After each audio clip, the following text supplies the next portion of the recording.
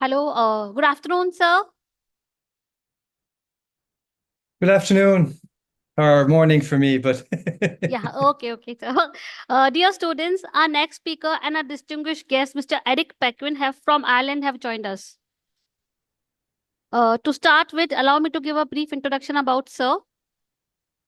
Mr. Eric brings a wealth of knowledge and experience in innovation, design thinking, and artificial intelligence, often merging these disciplines to drive impactful change. Mr. Pequin is an AI consultant specializing in developing and delivering tailored AI trainings and workshops.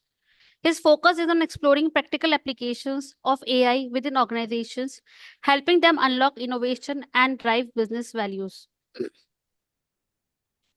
He is also a lecturer at UCD Professional Academy and serves as an innovation manager with over 20 years of experience in technology industry. His mission is to teach and apply design thinking, a human-centered approach to problem solving, to create solutions that meet market needs and generate values.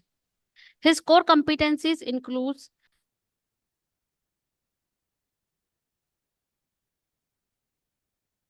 No, I think I have lost the audio. I'm not sure if I'm the only one who lost the audio, but I cannot hear you anymore.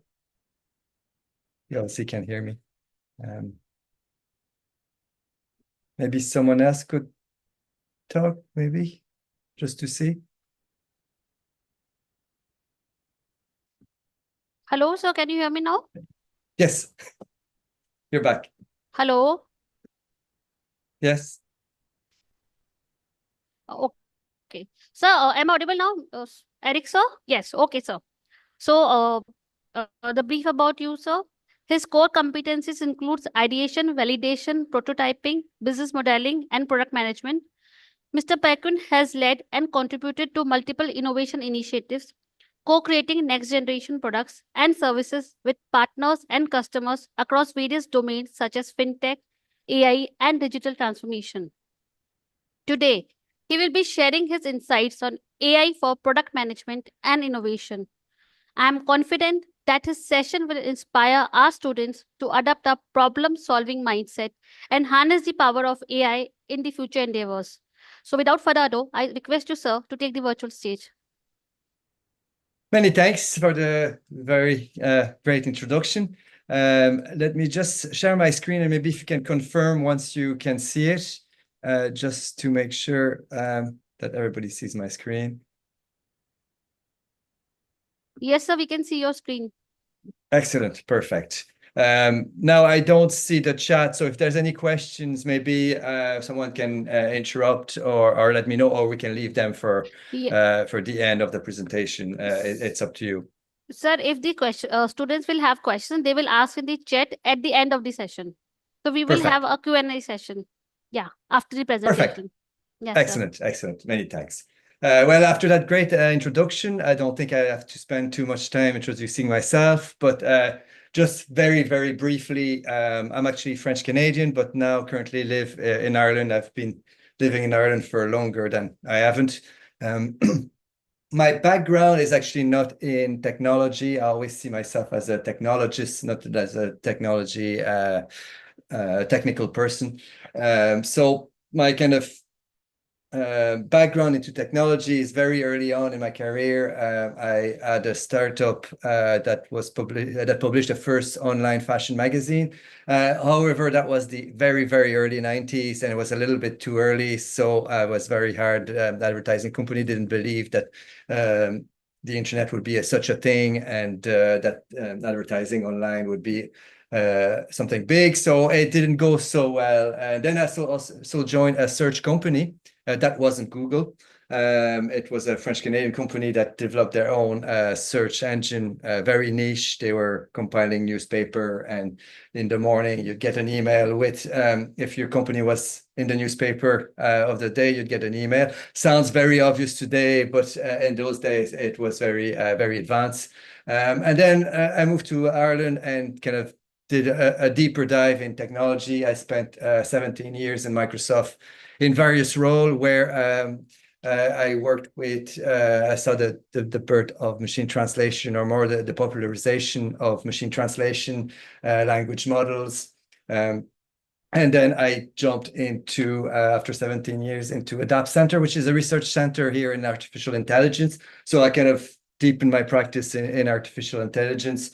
I was the CTO at Clear Global, or Translators Without Borders, where we implemented chatbots using language models, multilingual lingual chatbot. So for me, the birth of ChatGPT for me, or the fact that it became so popular, was maybe a surprise, but it was an evolution for me, because I'd seen language model in the past. So that's kind of what kind of drove me to drove me to experiment with it in a product management context. So the presentation I'm about to give is something that I gave in a product management conference earlier this year. So yeah, so that's me in a nutshell. So let's dive into what we're going to talk about today. So I'm going to touch briefly on the use of AI in the design thinking process. And then the second part will be from zero to product in an hour, how actually use AI for product management.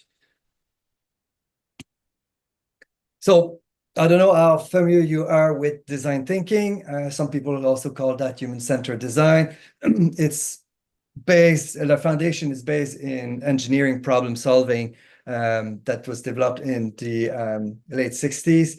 And there's five, well, depending on which model you look at, but in general, there's about 5 stages to design thinking. There's the discovery phase, where you go out and look at the world and try to capture a problem. Then you define that problem a lot more. Then you get to what people probably usually associate with design thinking, which is the ideation part, which is kind of the fun part, where you walk into a room, there's loads of post-it on the wall. So high energy, but that's only one phase of design thinking. Then there's prototyping, where you kind of do a first version of your solution, and then you test it and see if it actually solved the problem you identify at the beginning.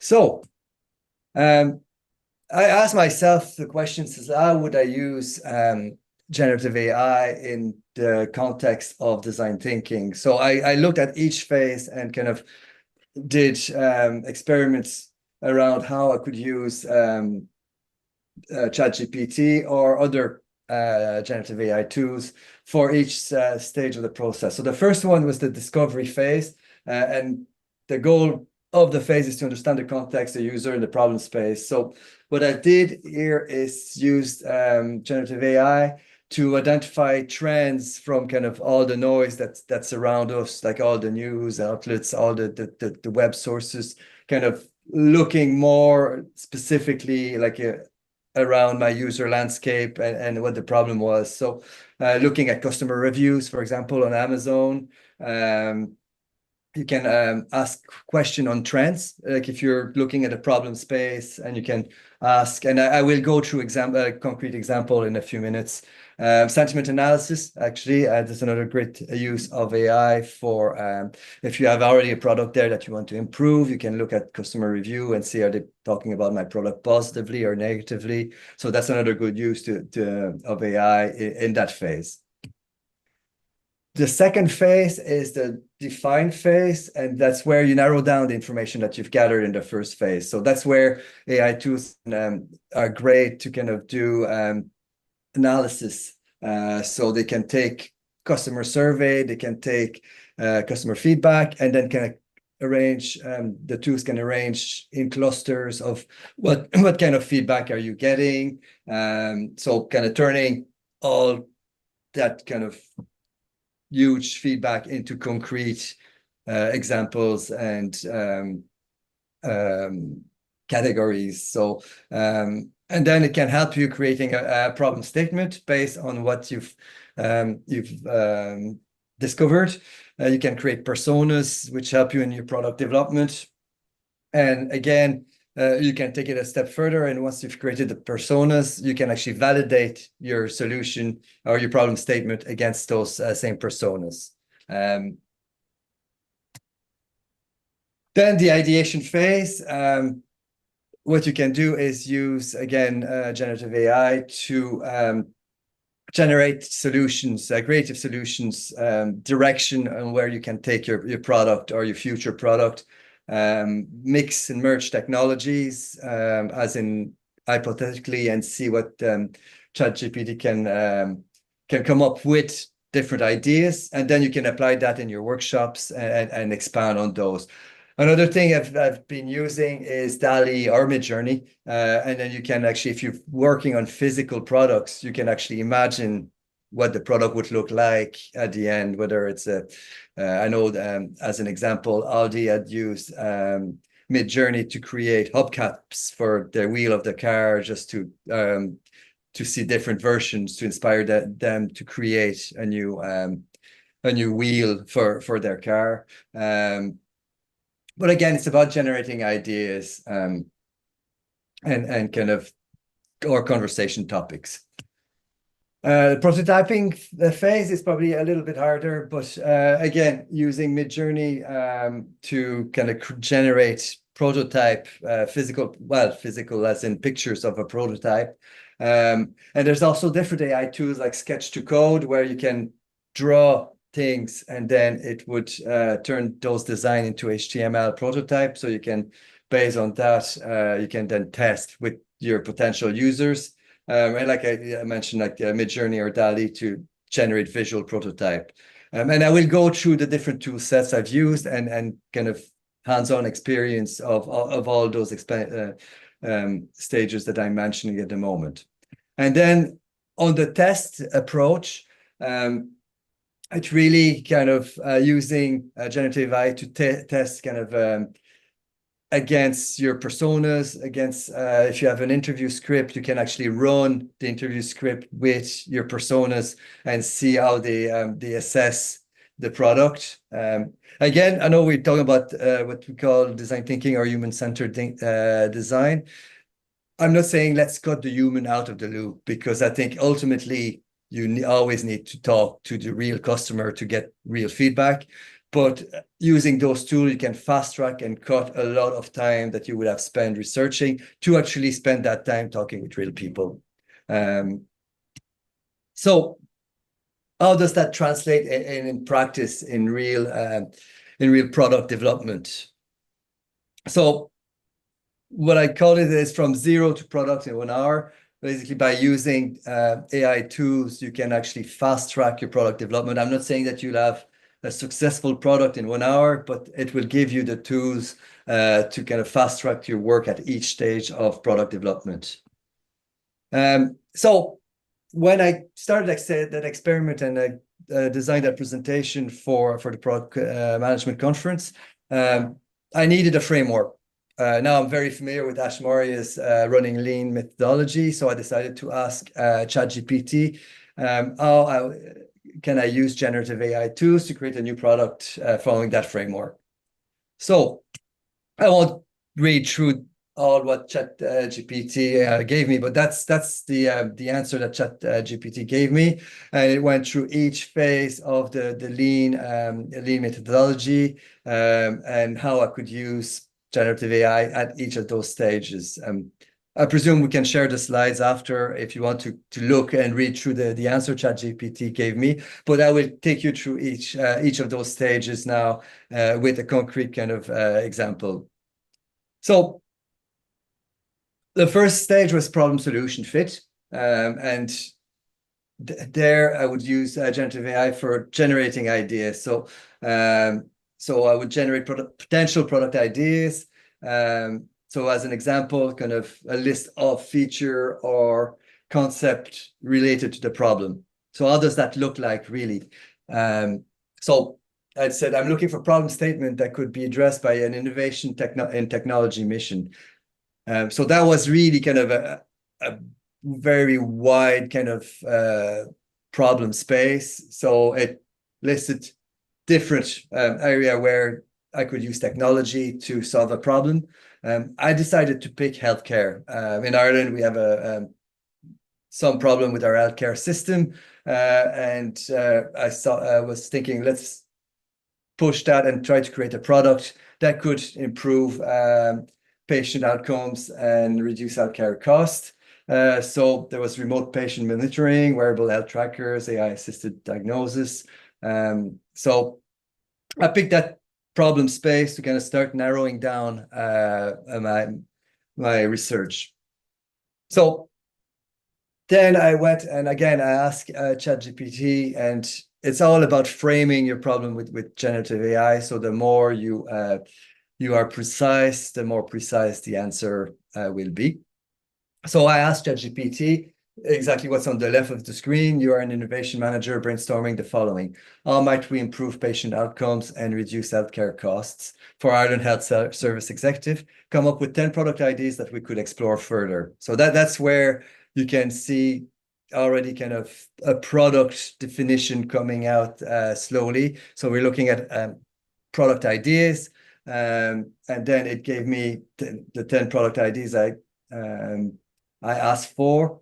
Again, I will not read through all of those product ideas. There's some good ideas in there, very good ideas. I decided to narrow it down to one product idea, which is the patient engagement platform. So create a patient engagement app that offers personalized health education, wellness programs, and interactive tools for self-management of conditions, empowering patients to take an active role in their health. So that was the problem space I decided to narrow it down and develop a product for. So let's fall into the solution and hypothesis. So the goal there is to create rapid prototypes to have wireframes, mockups, interactive demos, all that to be able to test, is it actually a good idea? Are you working on the right problem? And is your product addressing that problem correctly? Even if it's a very rough prototype, you get an idea from your potential users whether you're going in the right direction. So before going any further, I decided to create the personas. I don't know if you're familiar with the product development stages. Persona really are a fictitious character that represents one of your user or some of your users. So I decided to create 4 of those personas, and then here are the 4 personas here that came out of generative AI. So I decided to make it a bit more how we would do it in product management. So I created a proper persona card. So ChatGPT kind of came up with the name, with the age, occupation, location, all that. I didn't create anything there. It was all ChatGPT, including a picture. So I asked ChatGPT to create a photo that was representing Mary O'Sullivan based on her persona. So it makes it more relatable. So there's a little bit of background to Mary, limited access to healthcare facilities, and she needs to monitor blood glucose levels and blood pressure. She's not tech savvy, but she has a smartphone. And then certain goals and challenges that Mary has. And then I did the same with other tools. And that's where you see that sometimes you do need to double check the output. So when I asked Copilot to create a photo that represents Mary O'Sullivan, who's 68 and a retired teacher from Cork, Copilot gave me the picture on the left, which, I mean, if someone looks like that at 68, I would like to see how they manage their health, because I clearly doesn't look 68 there, where the person on the right, which was created with ChatGPT with the exact same prompt, was a lot more realistic, let's say. Then I created the other personas using the same methodology. So I created John Byrne, a software developer from Dublin, who's 35. And then, yeah, so I didn't create, for the presentation purpose, I didn't create all of the personas, but that gives you an idea. Again, a picture that represents John Byrne. So when you meet with your product team, you can already kind of start picturing your users and talk about them and what they're trying to achieve. So then I decided to create a prototype and used a tool called Mixup. So with Mixo, you can actually give, similar to ChatGPT, a prompt about your product, and it will generate a website based on your input. So you can see there on the right a first kind of prototype of the product. And that what would allow you to do is you could actually have a very quick website, and then have the register interest, see if people are interested to use your product. So even without having built or spend a lot of engineering time, you already have something out there to test your hypothesis and see, is it the right thing, or is there something else I should be doing?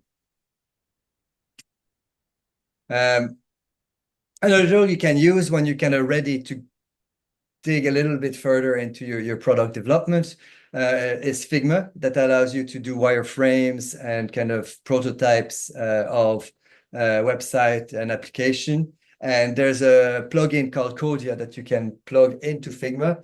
And what it does there is it gives you all the code that you need to generate that in a real product. So so that fast tracks again the product development.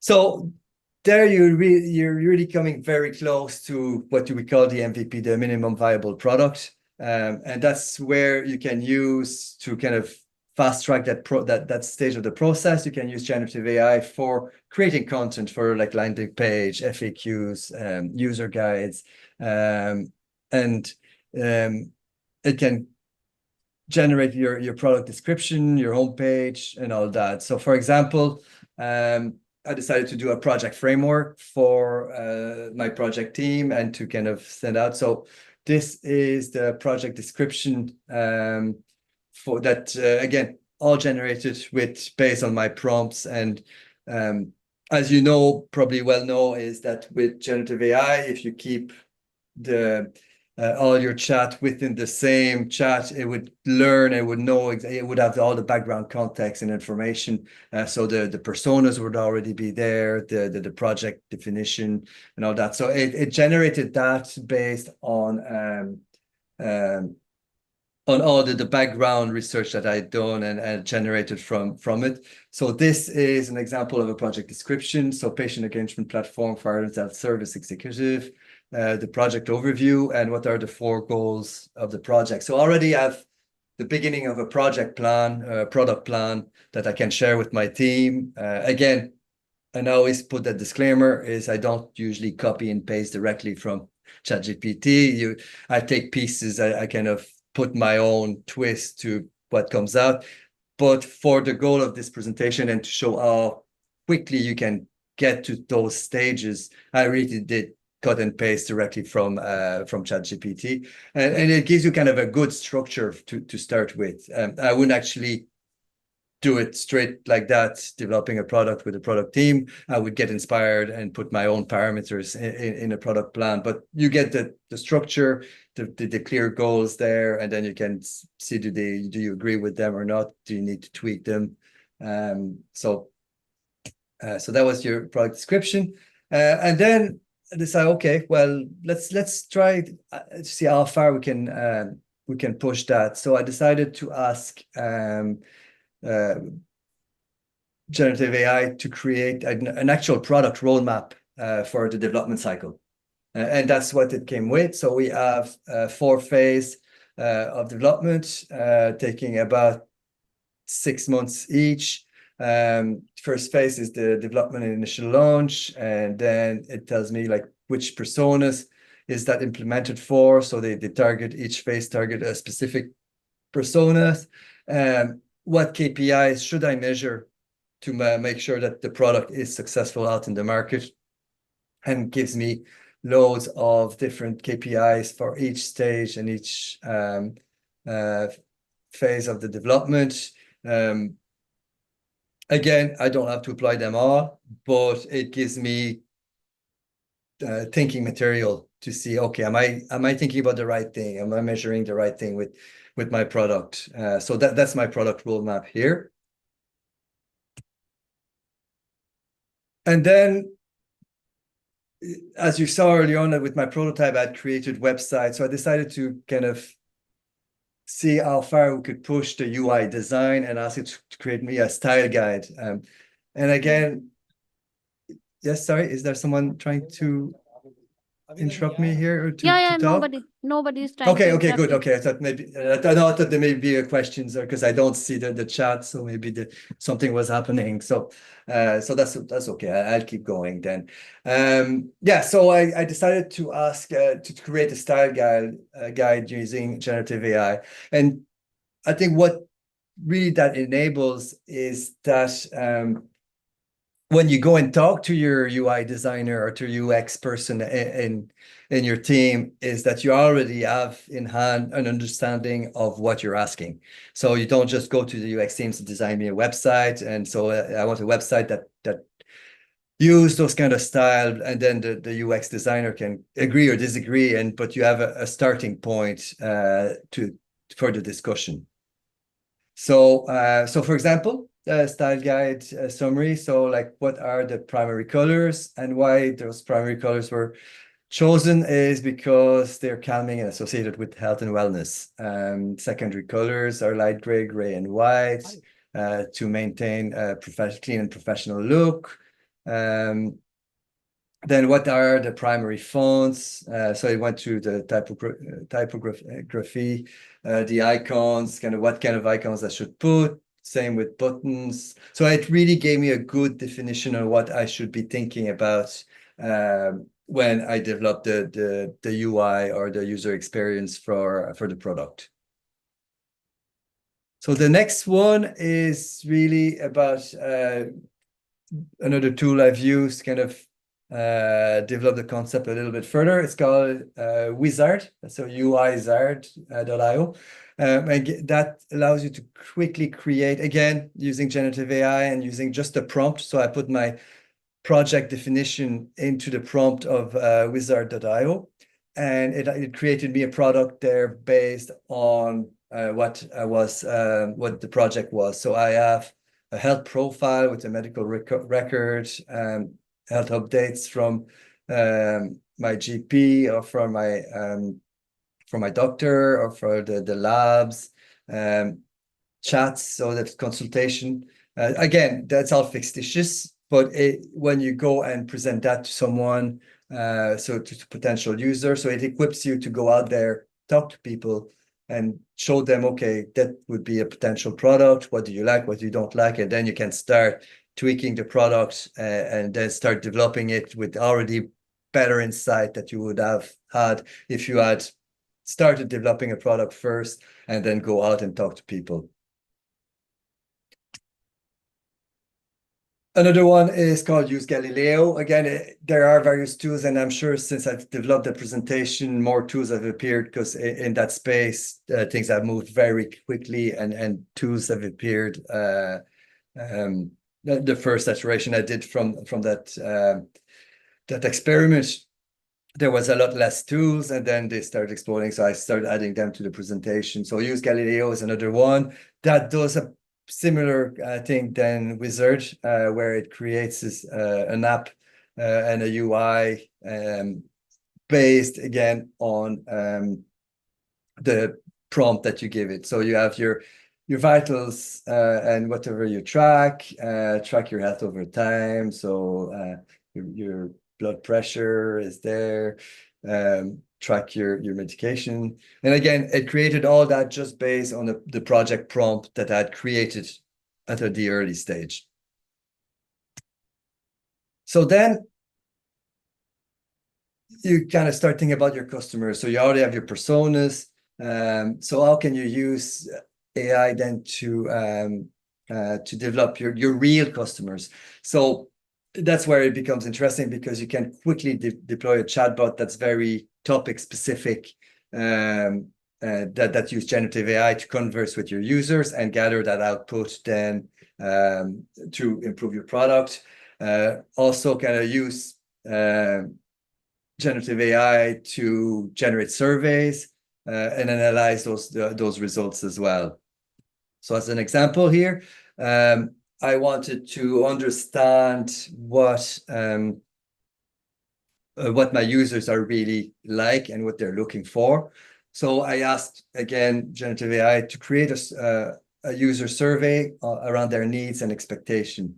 And that's the survey it created, a 14-question survey around demographic information, health information. So what health conditions people are facing, frequency of their visit in the healthcare provider, how familiar they are with technology and using digital tools. Are they already using them? And what they need and expect from a health management platform. So already there, I have a good survey I could send to potential users that match the personas I developed to understand what their needs and expectation are, and how I will develop my product then to meet those. Then looking again at one of the final stage of the lean methodology is product market fit, and that's where we would use generative AI to look at market trends, looking at the competitor landscape, look at how potential users behave in that market, and then you can use it to generate reports on the industry, and you can go and identify opportunities where you can play in that space with your product. So I've asked then Copilot, I switched tool, and asked Copilot that with that prompt, you're a product manager working on the below project, where I pasted the whole project definition that I'd created. And then I said, it identified the top 5 patient engagement platform currently in the market and perform a SWOT, which is a strength, weakness, opportunities, and threat analysis for each one. Put that in tabular format because it's easier to consume. And then identify current gaps in offerings where we could compete and innovate. So there's the 5, and actually validate that. So I went out and then look, are they actually real companies? Because sometimes, as you know, generative AI can be quite convincing, but it might not be just as real as you think it is. So I did validate that these were actually valid companies. So it gave me a bit more confidence then on the results of that. But I did go and look and validate what the output was. And then the gaps and opportunities around personalization, health integration for behavior education. So again, it gave me an area where I can focus and make sure I'm developing a product that's falling in the right kind of filling the right gaps. Then I kind of so what are the major trends? So I was talking that you can use generative AI to identify trends, like if you are writing a report. So I did ask Copilot then, what are the major trends? Whoops, how did I do that? No, sorry. Trends in telehealth and patient engagement platform. So here are 8 trends that Copilot gave me around that. What I do like about Copilot is that Copilot always gives me reference. So if you're writing a report or a technology report or a product report, you can refer back to, so for example, if I talk about using AI as in telemedicine, then it tells me where it took that information, so I can go back to the source and actually validate that it's actually what I'm looking at and what I want to do. So for like remote patient monitoring, again, it gives me great numbers, and I can actually go and confirm that this is actually real because it comes and gives me all the sources, so that the little one there would actually tell me exactly what the source is for each of those. I actually left a link there when I share the presentation, if you want to click on them and just see how accurate Copilot was in its assessment. I left everything there. And then I asked it to identify the customer behaviors. What are the key trends in customer behaviors? So consumerism, self-management and self-care, value-based care, mental health, digital pharmacy, so increasingly using digital platform for medication management, prescription refills, care transition.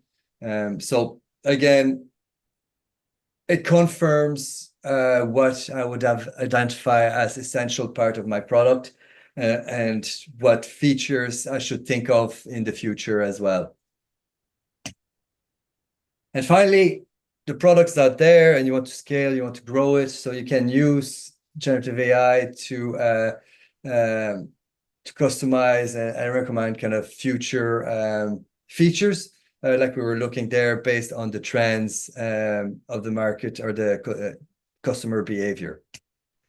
And then I just decided, because I was using Ashmoria's running lean methodology, I decided why not also use his lean canvas.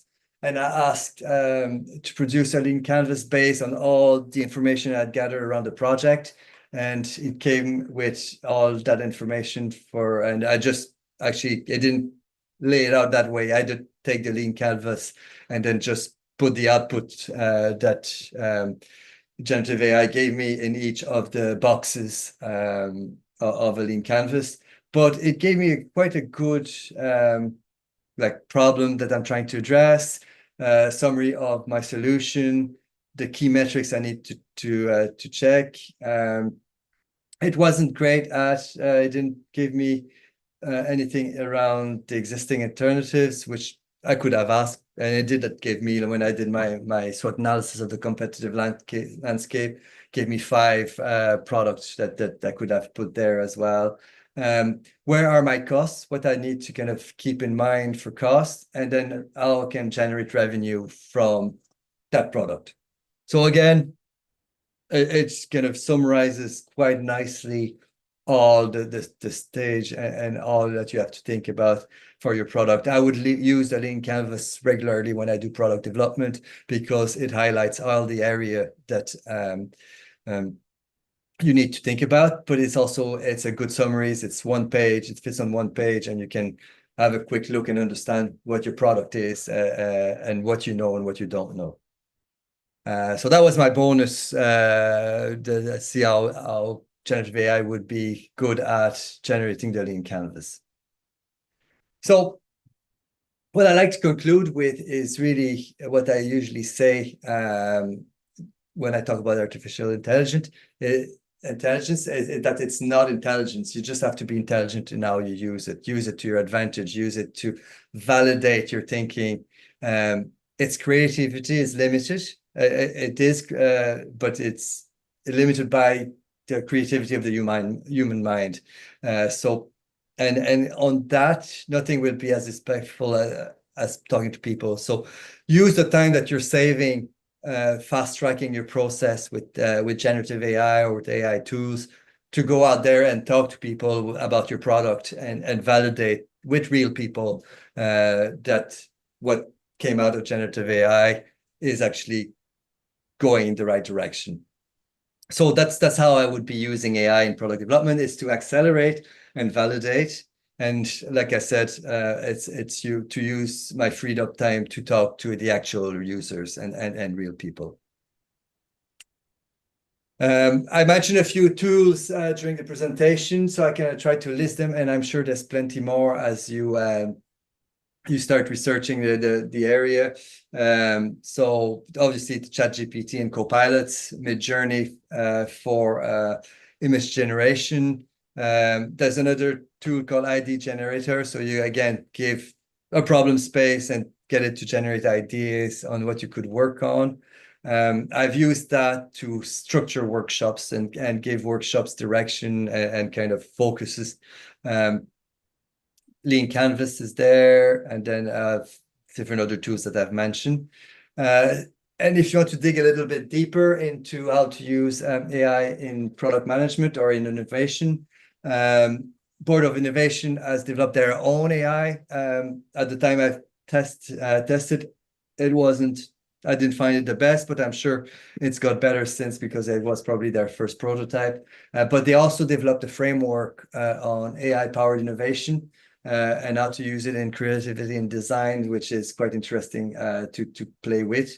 Nielsen Norman Group, which is my kind of go-to resource when I think about user experience, UI design, and they have put together great resources on AI. So I would encourage you to look at that as well. And finally, there was Harvard Business Review in Italy that used the concept of generative AI in product development and market research, and the article is quite insightful. Maybe the example are slightly out of date now. It's been published about 18 months ago, so there's probably more because of the speed of the tools are being developed. There's probably more tools now that it doesn't mention. But the concept of using generative AI in product is very well detailed in that PDF. And that kind of concludes the presentation. So I want to thank you all for showing up and coming today. I will stop sharing my screen now because I want to see the chat and the questions you have, and I will try to answer as many as we can in the time we have left. So let me stop my sharing and see if I see anything in the chat. Students, you can ask your questions in the chat box. Picasa, you can open the chat. Okay, it wasn't open, so no, okay, perfect. So there's no questions as I went along.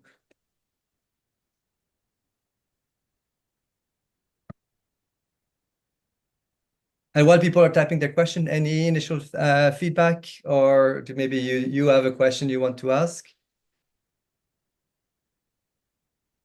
So one of the students is asking a question. The question is, what skills do you believe are essential for aspiring product managers and innovators who want to leverage AI in their careers? For me, one of the essential is sorry now the basic. I'm just, sorry, I got distracted with all the question that appear. So one of the essential skills that you need to develop is one, curiosity, which is essential to product managers. Be curious about the world out there and see what problem space you're addressing. And in the context of AI, apply the same curiosity. Apply the same curiosity by trying tools, because like I said, since I made that presentation, it's probably loads of new tools. I said, try them, see how you can use them to your advantage. But the other thing, don't get lost into those tools, as in there's so many. At some stage, just pick one and use it and see how it works, and then you can adapt and maybe try a new one.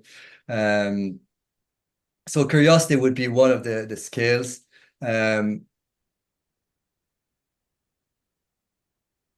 Question like prompting, like the prompt engineering, I think is something that product manager need to understand carefully, because it help you. I'm sure you're aware what prompt engineering is. It's what basically the input you give generative AI to get the best output. And the more information and the better you structure that prompt, the better the outcome. So prompt engineering would be something I would focus on as well, to understand what to input in generative AI to interact with generative AI. Now I see questions now they've appeared in the chat. So will I just take them from the top and work my way down to see if we can answer as many. So what is the basic relationship between machine learning and AI? That's a big question. I could do a full semester on the difference between. So machine learning, I think, is just one application of AI. AI, would see artificial intelligence as the bigger field. Or you'd have robotics, you'd have generative AI. So machine learning is basically one of the skills that you need when you're training an AI, basically, whether it's generative AI, language model, machine translation, robotics, process and automation. So machine learning is a skill, it's a methodology that you use when you developed AI. That came a few times. How can we use AI to market our brand? Very good question. So you can train your own GPTs and your own copilots, or copilot agents, they're called in the Microsoft world. So what I would do is upload all your marketing guidelines, create your own company agent or company GPT with all your marketing details. The advantage of doing that, depending if you're in the enterprise version, I would highly recommend using the enterprise version, because then those uploads don't train the general model. It's kept to yourself. So you run less risk of people using your own material in their outputs. But if you train your own agent, your own GPTs with your marketing documents, your product documents, your website, and then you can use generative AI to market, to ask them, like, okay, what would be a good slogan? There are tools that you can use that would actually create like Twitter posts and Facebook posts based on your own brand and on your own marketing, and use generative AI for that. So I would look for those tools. Thanks for the feedback. So students Is want to the- connect with you on LinkedIn. So if you can share your Okay, LinkedIn yeah, profile. I Sunny think Kumar has written this. Yeah. I do have it on my first slide, so I will share the slides, and you can the LinkedIn link is on the slides, or I can put it in the chat as well. Let me do that actually really quickly, and then while I copy and paste, here we go. So where we. There's loads of questions. I've lost my track of where I was. Students are happy with your session. They are Good, very happy with excellent. your session. Yeah. Right. AI to enhance customer service and support. I'm just going to pick questions I see now because I've lost track where I was. So how can you use AI to enhance customer service and support? I think the first thing that comes to mind is chatbots. So again, you can use custom agents or custom GPTs to train your customer service chatbots to only answer questions about your company and about your product, rather than about the outside world and go too wide. What it does, it narrows down the field of expertise of the agents, the virtual agent, but also kind of prevents mistakes where it would kind of create hallucination based on what's out there, but not necessarily applicable to your company. And it makes a more human connection with people, because it generates a conversation. It's not like entering keywords or keywords analysis.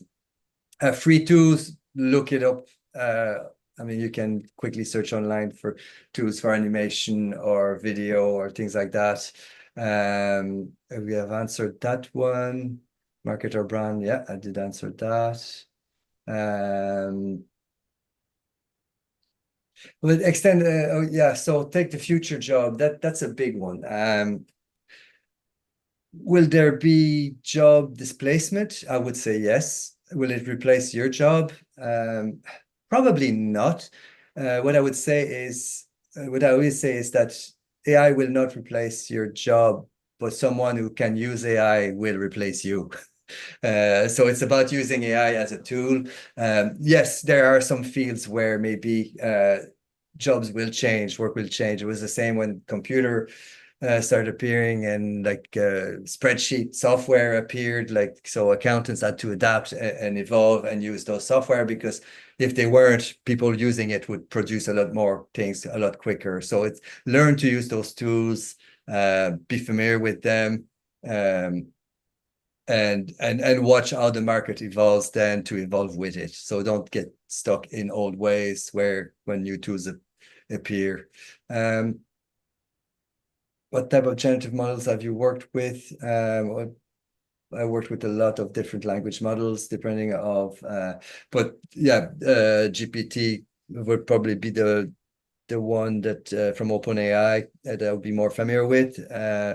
And there's other models you can apply and actually even install locally into your machines using public domain models and train them then with your own material.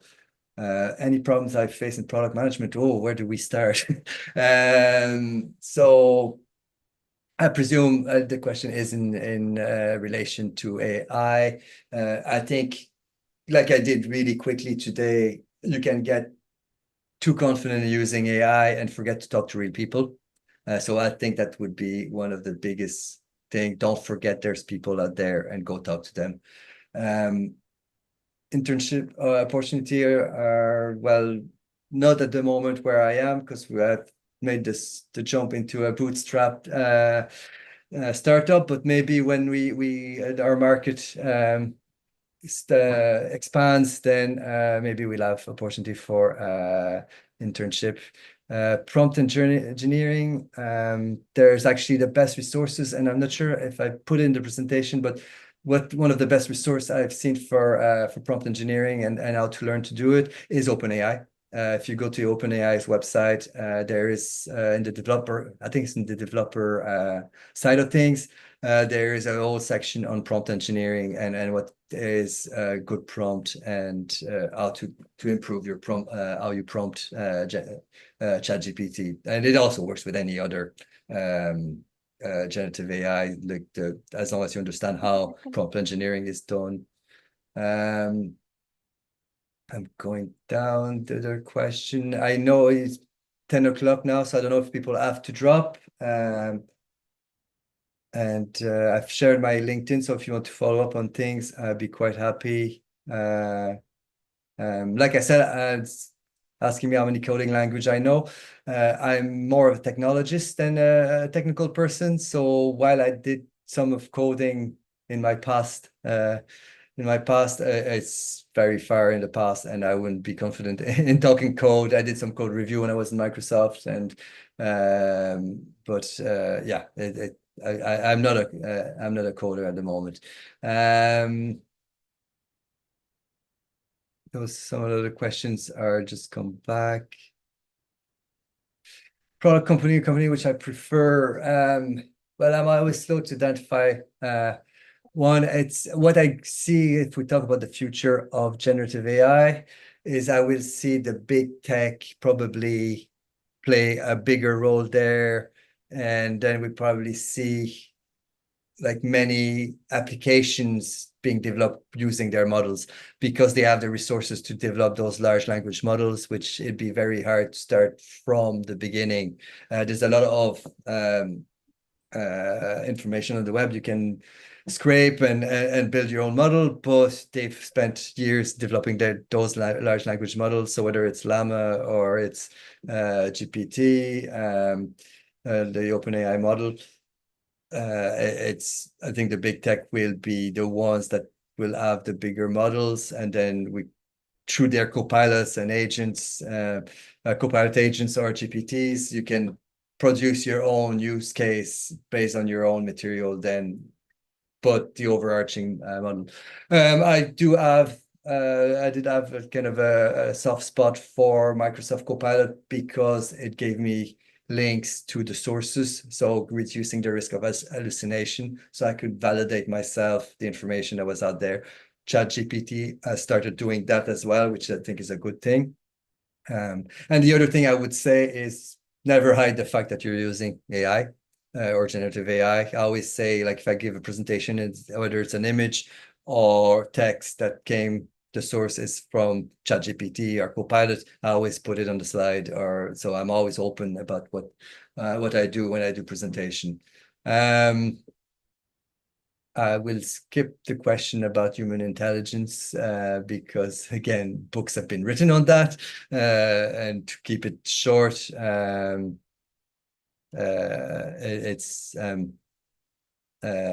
would be a very long answer, I guess, but we're not there yet, put it that way.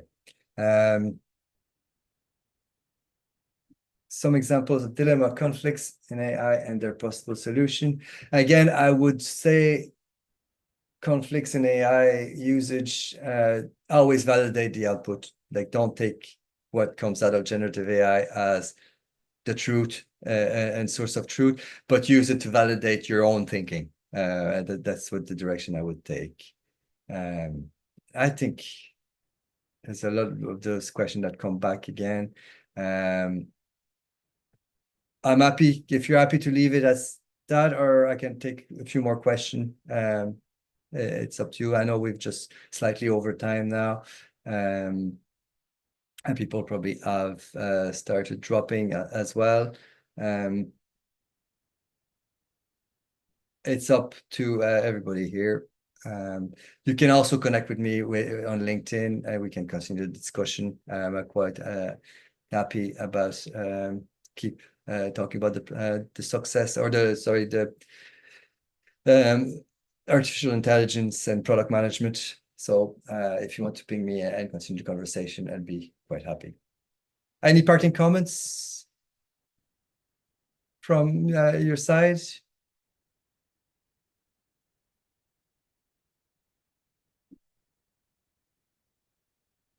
If there's no other comments, then maybe we can leave it at that for today. Again, many thanks for all your questions. There was a lot there. Hello, sir. Yes, Yes, sir. So thank you so much for your session. more than welcome.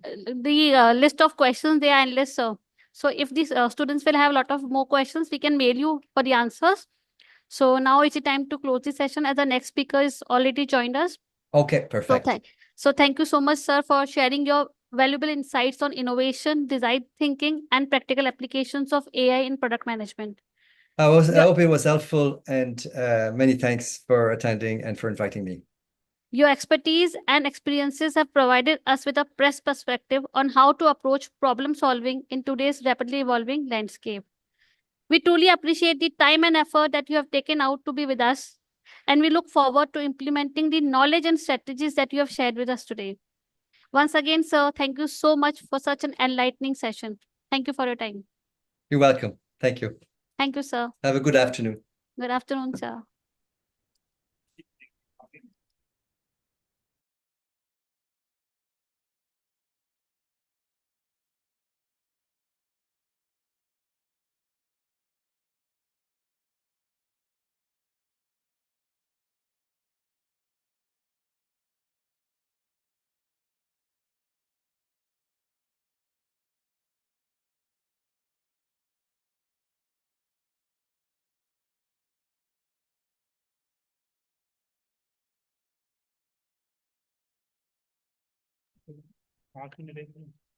Dear students, our next speaker and a distinguished guest, Mr. Manish Chaturvedi from Google Pay, have joined us. A very good afternoon to you, sir. Sir, can you hear me, Manish sir? मेरी आवाज तो जा रही है हाँ नहीं आपका ठीक है वो नहीं ज्वाइन कर रहे हैं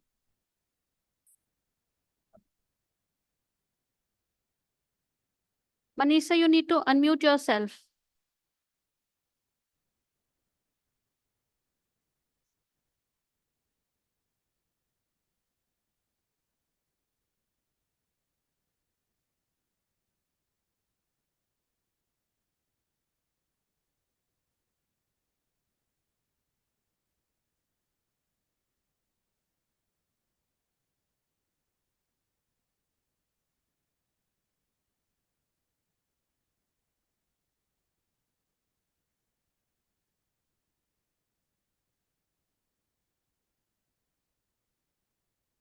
Uh, Vikas sir, Manish sir is unable to unmute.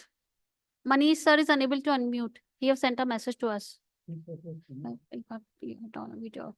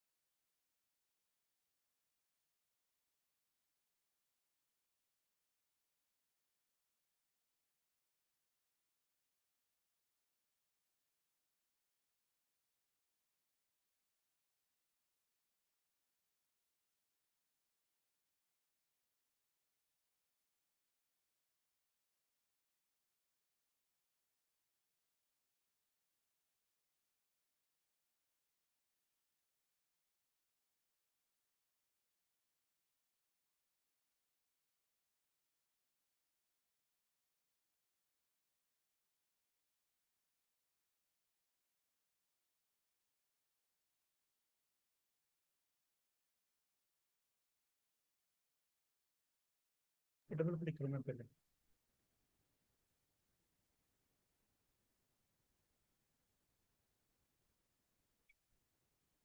students, our last speaker and our distinguished guest, Mr. Manish Chaturvedi from Google Pay, have joined us. A very good afternoon to you, sir.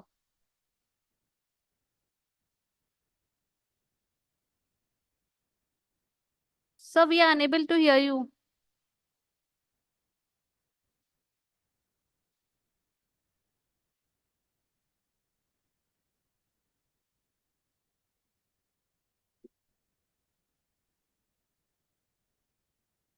Manish sir, can you hear me?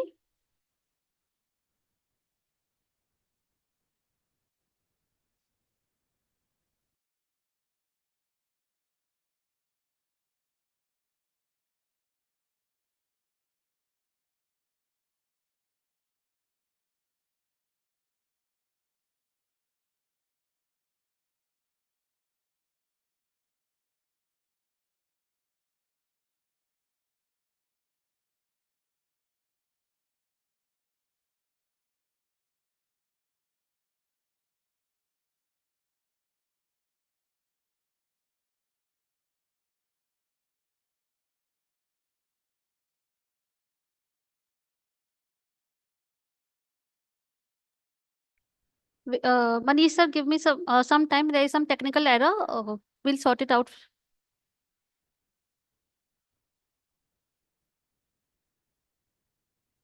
Vikas Pansal sir, he is unable to unmute. Manish sir is unable to unmute himself.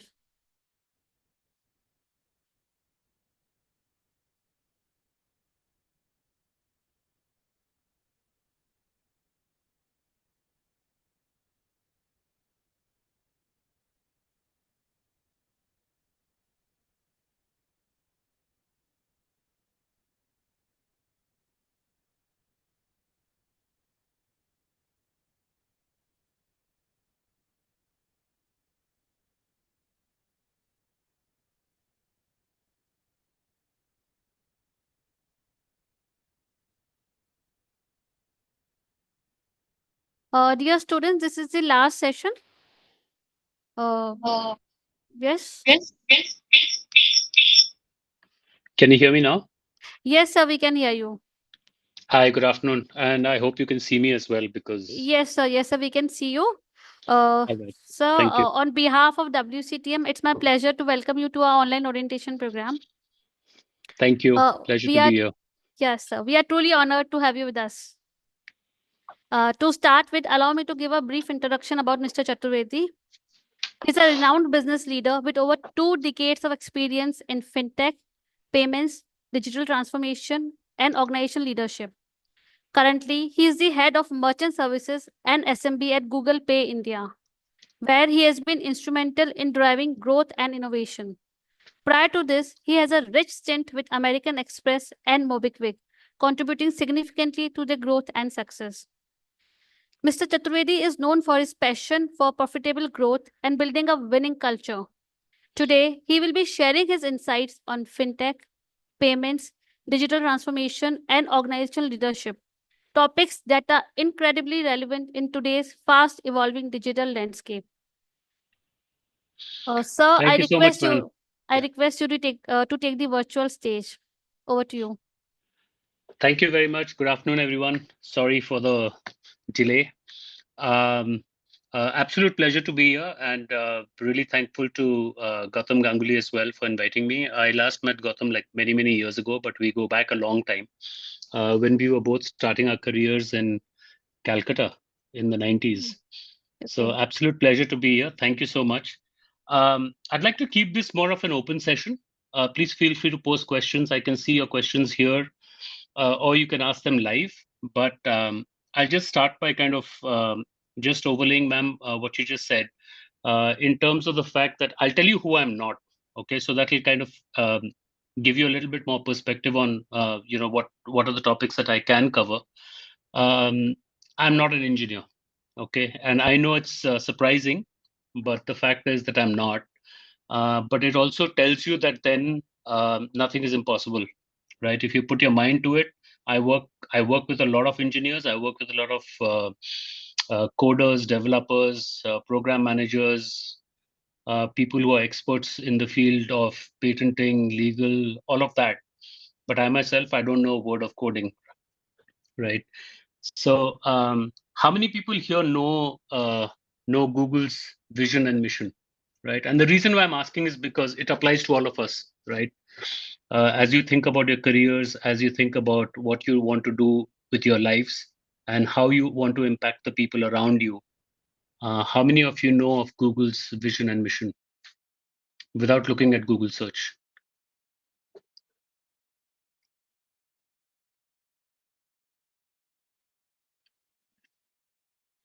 Excellent. Sunny, why don't you call it out? Exactly.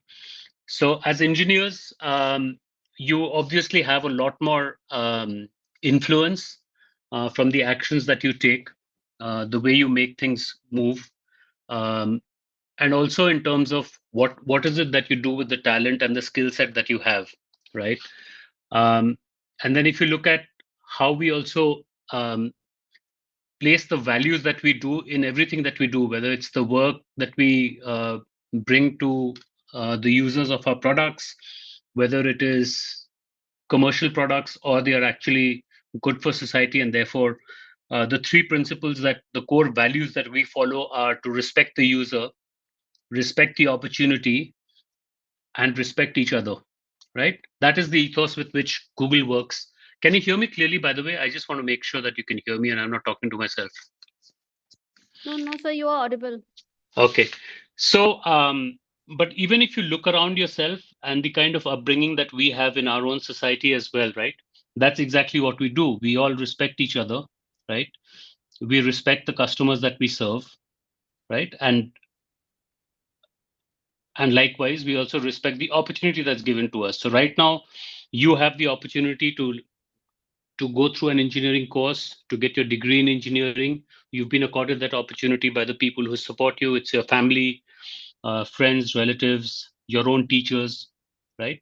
But what you do with that opportunity, what is the value that you bring to the table to those around you, to society in general, and as well as to your immediate family, right? That has a big bearing on the outcomes that you have in life.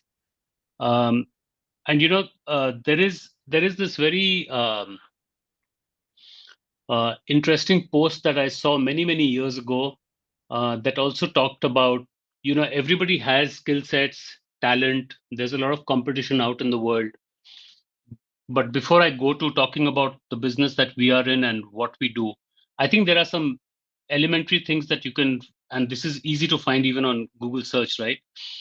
Is that as individuals, it's really important to look at the things um, that don't require any kind of talent or any kind of technical skills, right? So if you look at some of those things, right? So for example, and this is things that we've also learned in our homes, right? The kind of cultures we come from, being on time, right? Work ethic, effort, body language, energy, right? Attitude, the passion with which you do what you do, being coachable, being open to learning at all times, doing extra more than what you've been asked to do. You always run that extra mile, and always being prepared, right? This is something you'll hear from your teachers, you'll hear from your parents, you'll hear from your mentors, right? And these are 10 things that at least I have seen are among the best candidates when we do interviews in Google, right? That you can have technical skills, you can have all the coding skills, and you can be a genius at what you do. But you always have to be somebody who really fits into a culture that is encouraging of everybody, that is very respectful, and is always in a positive state of mind. And then if I just take that to what the fintech revolution has done in India, right? And what we've been able to work with the regulators, with the policy makers in the country, our own mission in Google Pay is to make money fast, simple, and secure, right? And that has been our guiding principle in everything that we've done, whether it's for people who use Google Pay as consumers, whether it is merchants who use our services, and also the partners that we work with, right? And these go across banks, NBFCs, a whole lot of regulatory bodies, policymakers, influencers, people who partner with us on advertising solutions. Across the board, you will find that these values resonate, whether they are values that sit in the overarching Google scheme of things, or they are values that relate to Google Pay. You will find that these all weave together. And I'm just going to quickly look at some of the messages that have come. Everybody's saying yes, yes, clear. Okay. Are there any questions? Please use English. Okay. I'm happy to. आप लोग कुछ प्रश्न भी पूछना चाहते हैं, आप हिंदी में पूछ सकते हैं, कोई दिक्कत नहीं है. लिखित में थोड़ा सा प्रॉब्लम होगा पढ़ने में, but I am happy to answer those. लेकिन कहने का मतलब ये है कि आप कुछ भी करते हैं जो हमको अपनी सभ्यता सिखाती है, राइट? हम जो अपने घर से सीख के आते हैं, उसी का आदान प्रदान आप यहाँ पर भी हमारे यहाँ देखेंगे, जो गूगल की वैल्यूज हैं, राइट? ऐसा नहीं है कि हमारी जो सभ्यता है उसका अपने देश के बाहर उसका कोई चलन नहीं है, right? And there is a reason why we see some of the successes that people from India have in companies, all the big tech companies, right? There is something about us to be said about our culture, whether it's about working hard, respecting each other, doing the right thing. All of these have kind of facilitated how we progress in life and how we progress as organizations, how we progress as teams. Anybody have any questions, or is there any particular topic that you want me to focus on? CBDC versus UPI. Okay, so slightly technical, but UPI is basically a digital form of money that can be used in any format, right? आप UPI से जो पैसा transfer करते हैं वो cash देने के बराबर है, आप किसी को भी दे सकते हैं किसी भी काम के लिए. CBDC में there are specific use cases for which you can make a payment and they can be utilized only for that use case, right? I don't have too many technical clarifications on that, but these are very, very specific use cases, right? One example to look at is कि अगर आप, let's say if there is a subsidy program that the government wants to give, let's say to somebody who's in the agriculture sector, right? And there is a subsidy that is given for getting seeds, right? आपको बीज खरीदना है, आप जिस नाबार्ड के store पे या कहीं पे जाते हैं, आपको वो वाउचर अपने फोन पे मिलेगा. The farmer gets a voucher on their phone. Just giving you an example. And you take that voucher to that particular NABARD store, right? Any distribution point. That value can only be used for that particular use case. वो जो value आपको government से मिलती है या bank से मिलती है, जो आपको वैल्यू मिलेगा, जो वाउचर मिलेगा, उसको आप और कहीं यूज कर नहीं सकते, किसी और के काम नहीं आएगा. लेकिन उस स्टोर में जाके आप उसी को सामान को खरीदना चाहते हो तो वो QR उसको रीड कर लेगा या जो भी इलेक्ट्रॉनिक सिग्नल होगा, and it will be a specific use case. Just giving you an example that it is more what are the key Students have elements? written a lot of questions in the chat box. Yeah, I'm just saying what are the key elements of Google Pay's marketing campaigns that have contributed to its success. So I think like there are 2 or 3 core pillars that I'll call out, right? One is, of course, your brand, right? The fact that people know you, the people are familiar with what your brand represents, and people are familiar with what Google represents, right? That is a useful, it's probably the most important element of a marketing strategy. The other is to get people to experiment with what you have to offer, the UPI services. We did a lot of gaming, rewards, scratch cards, that kind of to get people habituated to it. It is very, very expensive, and obviously we've not done it for a very long time because now people have got used to it. They're familiar with it. It is a feature that we wanted to drive adoption for. and it is something that was encouraged across the board by all the players, right? And the third is, I think in marketing campaigns, you have to be very clear about what is it that you expect the consumer to do and what is it that you will do in return, right? So you have to be very clear about your services, about the value that you bring to the table. Never overpromise. It's always better to underpromise, never overpromise. But I'll just broadly kind of mention there. Life advice, working. So life advice, I think I've touched on it, right? Values. If you just do a Google search for Google's vision, Google's mission, Google's values, you will find that a lot of it resonates with personal values that we all want to follow and we should follow and imbibe, right? The limitations, okay, so I'm sorry, I'm just going one by one, right? So working for Google Pay, you have to tell me the specific question. Do I enjoy working for Google Pay? Yes, I do. Is it a lot of hard work and is it tough? Yes, it is. Not hard and tough because there is a lot to do, but also because it's a very rapidly evolving dynamic, right? So you have to really keep in touch with all that is going on.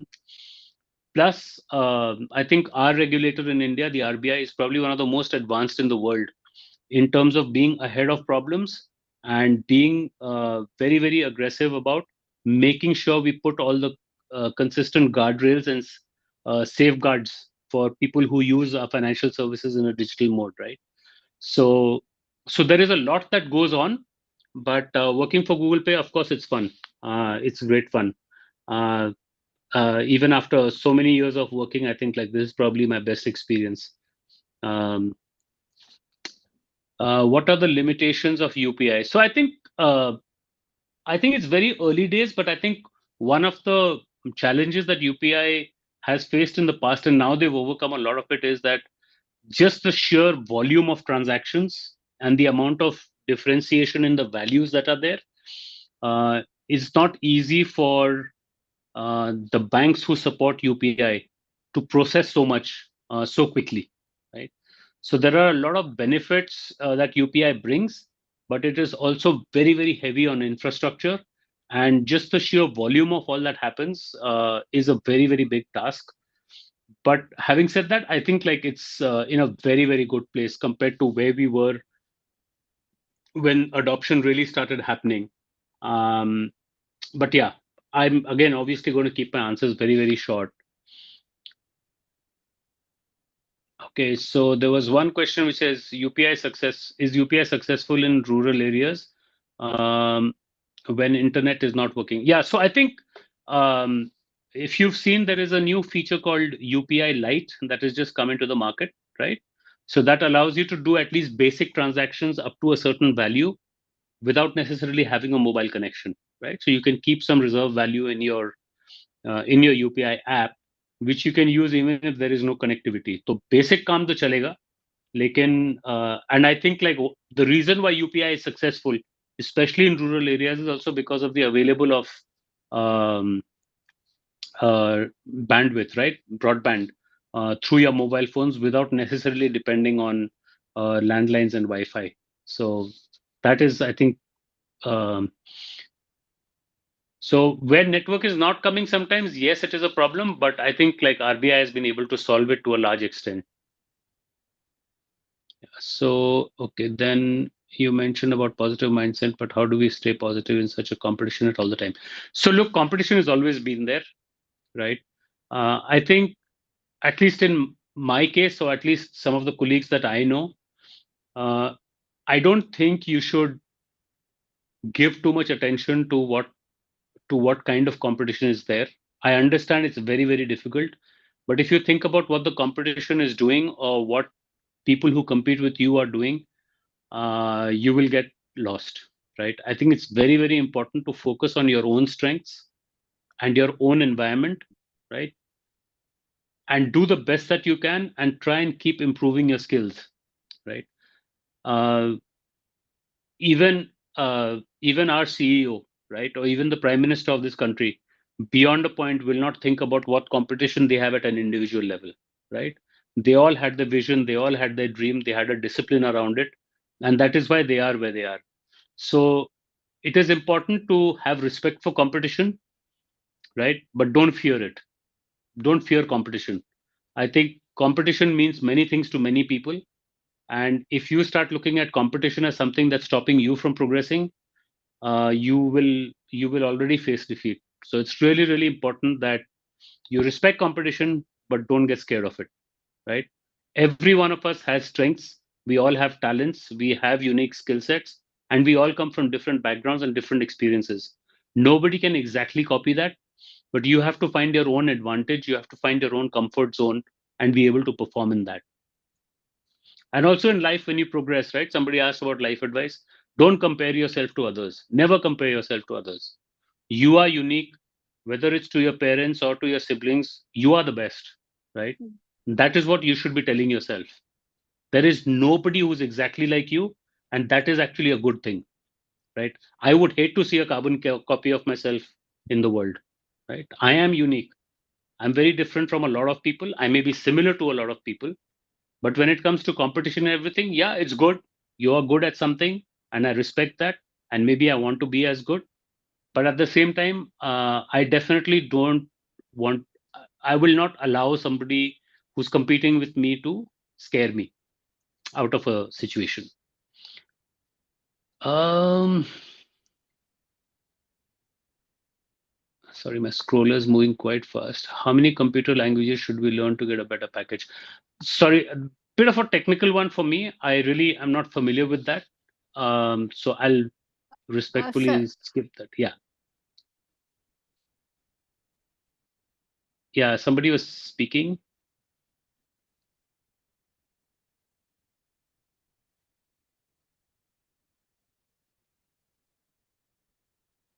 Are there any So live how, questions? Yeah. sir, how can students best prepare themselves for a career in digital transformation and payments? So look, I think so besides the technical education that you are going through and the engineering that you're studying and all of that, look, UPI has solved for people in our country because these are people who've kept their ear to the ground. They know exactly what solves for the thing. So one of the ways to really work on digital transformation is to try to solve for the last mile, right? You look at the shopkeeper near you, you look at the people who you deal with, and you look at what UPI has done, right? आप किसी को पैसे भेजना चाहते हो तो पहले आप पैसे भेजते थे या लिफाफे में करके भेजते थे या जैसे भी भेजते थे अब उसको आप without any interference you're able to do it without any interruption. Sorry, just give me a minute.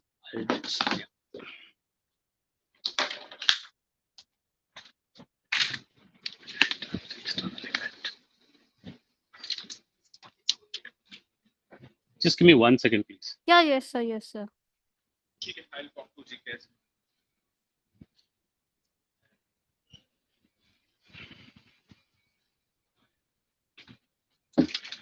So this is one of the rules in Google also. If you have booked a room for a certain amount of time and the other, we don't say yaar 5 minute aur de do. So that doesn't work, right? But you have to respect the other person as well. Yeah. So look, I think the way to actually participate in the whole digital transformation is to use your own experiences and be able to relate to those around you. Right? That is what UPI has done. That is what Google search has done. Everybody's looking for knowledge. Everybody's looking for this thing. And the other one has to be very, very open to ideas, to be very, very communicative. It's really important that you understand what the other person is asking for and to be able to translate that into actions, right? And you are all going to be people who will succeed in life. You all will all be engineers. You all are going to be technically qualified. And whatever the competition, right, you will always be more qualified than the bulk of the people around you, right? So it's really, really important to keep your eyes to keep your ears to the ground and be able to absolutely solve for people around you. That's one advice I would give you.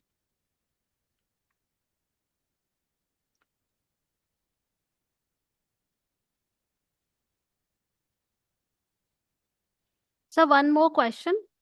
Yeah. So would you like to say something about WCTM, World College of Technology and Management?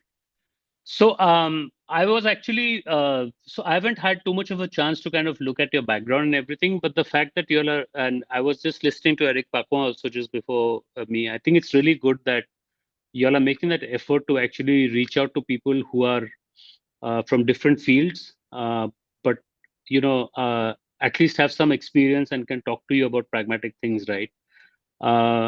And then you're in Farrukh Nagar. पहले फारूक नगर हम जाते थे तो 10-12 साल पहले तो वहां तो कुछ भी नहीं था. So it's really good. Like, and you know, there are a lot of people who ask us about engineering colleges in and around Gurgaon. 10 years ago, there was nobody here. कोई नहीं था. So we are So number one I'm college in Gurgaon by Times of absolutely, and India from last congratulations 3 for that. years. From No, last 3 consecutive excellent. years. I'm really happy to hear that.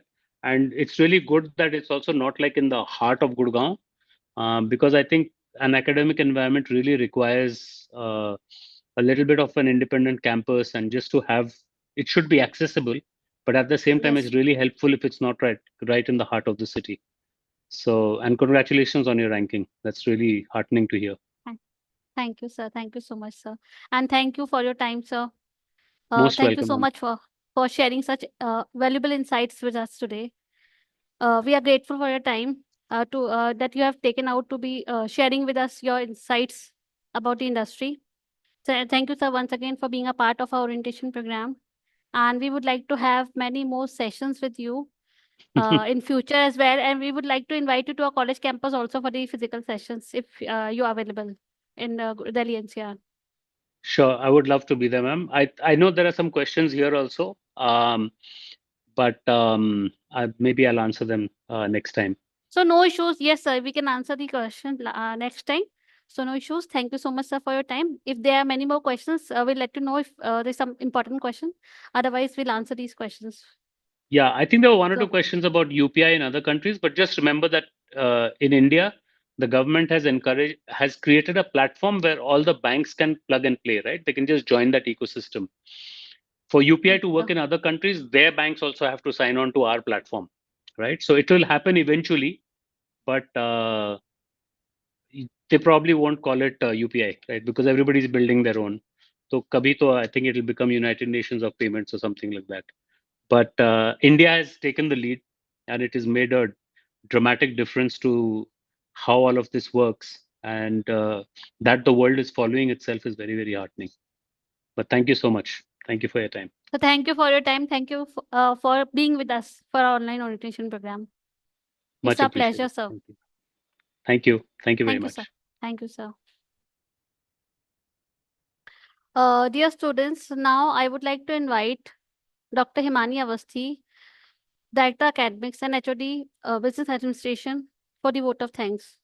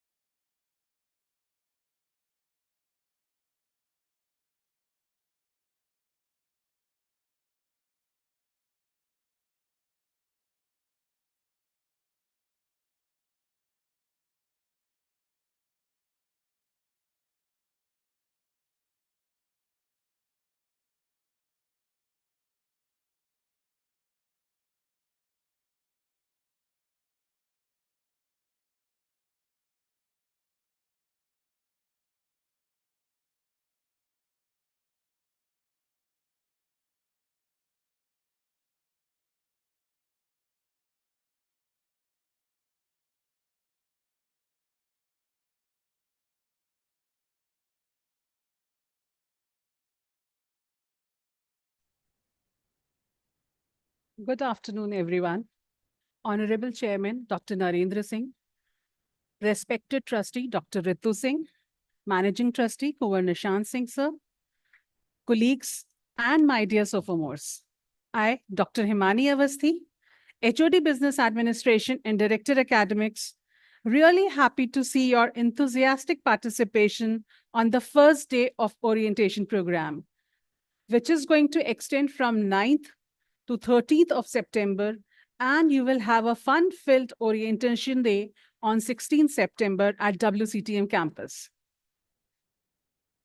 It is my honor and privilege to propose a vote of thanks on behalf of World College of Technology and Management, Gurgaon. Today has been a memorable day filled with insightful words, warm welcomes, and a spirit of camaraderie. I would like to extend my heartfelt gratitude to all our esteemed guests and speakers who graced this event and shared their life experiences and words of wisdom with all of us. I am sure this is not only going to inspire you, but also set the right tone for your exciting journey at college. The speakers, first one was Mr. Manish Yadav. He was from Amazon India, told the importance of managing supply chain, which is success mantra for any e-commerce country, and we all are using it. Mr. Vikas Jain, his way of storytelling engaged all of us totally, and how to become top 1%, how to balance work life, and what is the importance of work life in life. Ms. Rashmi Saha, who is a TEDx speaker and an NLP practitioner, her beautiful insights about how to improve personality, self-awareness, and how to manage emotions to achieve success. Ms. Debalina Banerjee, who is Chief Head, Northeast Cell and Anti-Human Trafficking Cell, NCW, Government of India, emphasize on leadership styles, start focusing on yourself, and leave your comfort zone for achieving desired outcome. Mr. Eric Paquin, AI consultant from Ireland, gave insights about AI and its vast applications. Manish Chaturvedi, head of SMB Google Pay, who gave us clarity on UPIs and digital payments, leading to digital transformation. We are deeply thankful for your valuable time, knowledge, and encouragement, delegates. We would love to have you all with us again at WCTM as guest lecturer. A big thanks to you all, dear students, for making the day more special with your presence, attending sessions attentively, and responding intelligently to the questions, making it a success. Tomorrow, we shall start our event with some more senior corporate leaders from top companies of India and abroad at 11 a.m. Do note 11 a.m. Do join Zoom meeting around 10:45 a.m. This is what Debalina has told. No, be proactive, students. Be on time. Wishing you all the best today and always. Keep rising, keep shining. See you all tomorrow at 10:45 a.m. Thank you.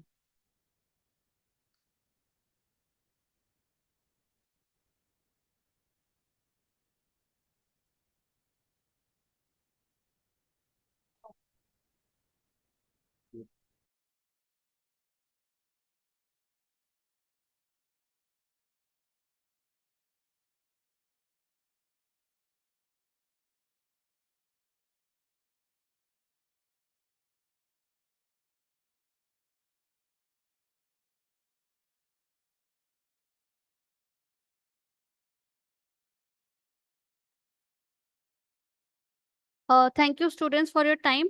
As already discussed by Dr. Himani, tomorrow we'll start the session at 11 a.m. There are four speakers that we have lined up for tomorrow. First speaker is Mr. Tulshekar Gangireddy. He is Executive Director at JP Morgan. He will be speaking on AI, promises and perils. From 12 to 1, we have Mr. Manoj Gupta. He is Executive Vice President, Business Head, JBM Group. He would be speaking on mobility industry ecosystem, innovation, technology, transformation, and career development. Then at 1:30, we will have Miss Tanvi Mittal. She is HR head India at VLink. She would be speaking on design thinking. And the last session would be by Miss Shubha Joshi at 2:30 p.m. She is certified image professional. She would speak on image power pose. So I would like that all the students should join the session as already asked by speakers as well. You should join the session at 10:45 tomorrow. So thanks for your time and thanks for joining the session today. Good day, students. Hope to see you tomorrow.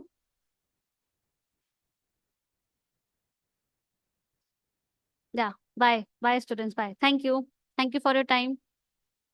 Yes, we will have this online session from 9 to 13th of September. On 16, you would be asked to come to the college campus and we will have a fun-filled orientation day on 16th in campus, where you will meet your faculty members, you will make new friends, you will meet your peers. So you will have a full day of enjoyment on 16th. Thank you, guys.